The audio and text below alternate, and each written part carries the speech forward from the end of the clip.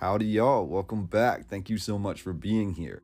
We are going to step back into our time machines and travel to the year 1896 to view the rarest photographs of the 1896 All Russia exhibition.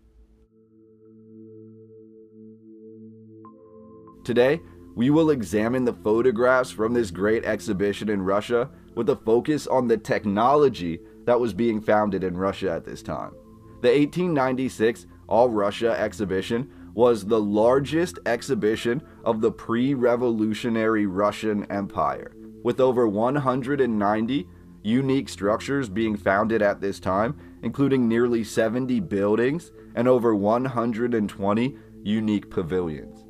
Let us take a walk now through pre-revolutionary Russia in the year 1896 in what was considered the greatest exposition of newly founded technology in Old World Russian history. First and foremost, the information here is scarce at best, and that's not just because of the difficulty translating the information and the communication breakdown, but with this being the largest fair of the pre-revolutionary Russia, organized according to this narrative almost entirely by Nicholas II, the Emperor of Russia, with festivities beginning on the historical birthday celebration of Peter the Great, we must understand that some key pieces of the information regarding the All Russia exhibition of 1896 may have been suppressed. They may be missing when we begin to dive into this narrative. However, I was more concerned with sharing these amazing photographs of this technology that is supposed to be brand new at the time. This is newly founded technology. And then they put this technology in these supposed temporary buildings that were constructed to house these new inventions and then be torn down.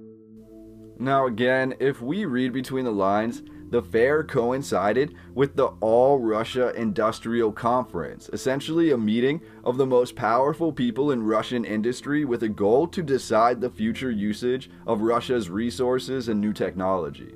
This is why, we are told, such a lavish yet temporary fairground was constructed to allow for the showcasing of numerous new and fledgling machines and inventions with hopes of reaching new investors and larger production numbers.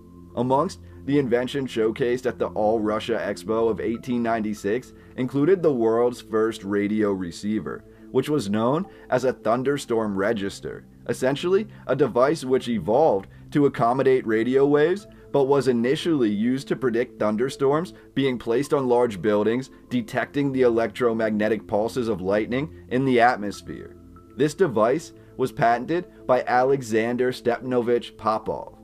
At the 1896 All Russia Expo, we also have the unveiling of the first Russian automobile. However, the most incredible old world technologies, which appear to have been founded in Russia in the late 19th century and then never further developed yet showcased at the 1896 All Russia exhibition, included the hyperboloid structures. Essentially, these are entire structures, in this case mostly towers, constructed out of one single piece or sheet of metal, wrapped into a hyperboloid shape, which not only uses far less material, but is considered more structurally sound and cost-effective to constructing with many separate pieces. Essentially, imagine how we 3D print objects today.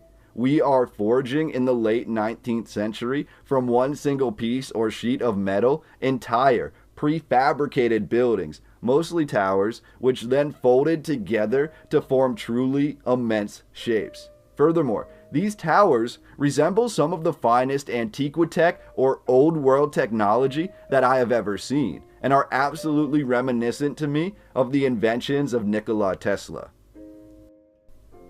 Hyperbolic structures are ones that curve inward, considered superior in stability against outside forces, but they have shapes that often create large amounts of unusable volume. Hence, we're told that these structures are mostly used nowadays as water towers, cooling towers, or ornate follies. These immense antiquitech towers of the Russian 19th century are the work of Vladimir Zhukov, who essentially formed the basis for the most remarkable patents and new inventions coming out of Russia in the late 19th century.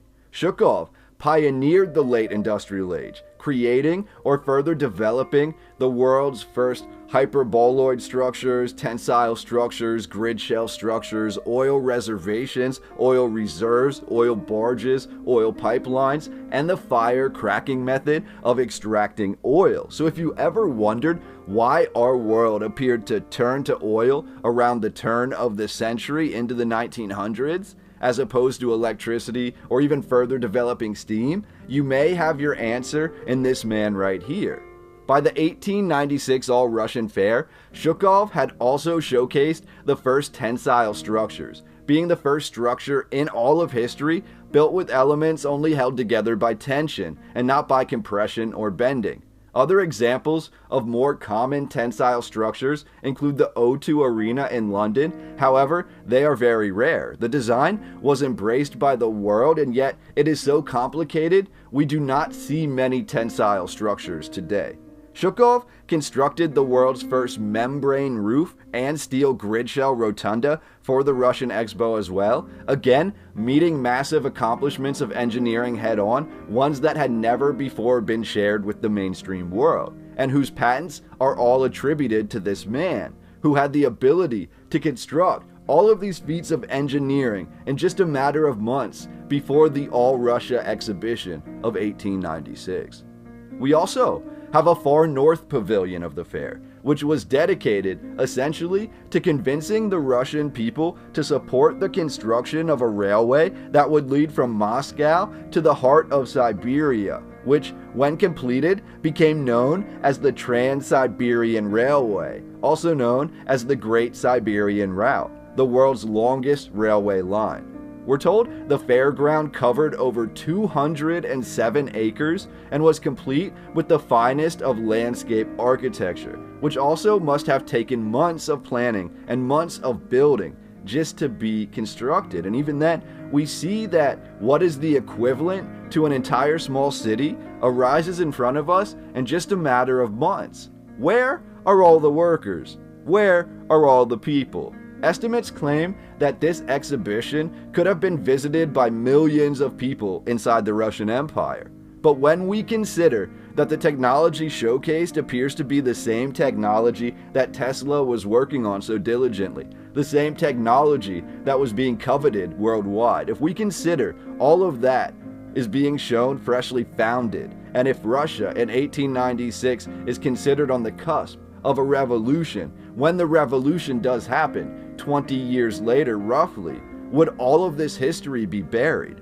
We can only begin to imagine what the true narrative would be if we had access to it, and if the word Tartary or Tartaria would pop up in the narrative regarding the 1896 Russian exposition at all.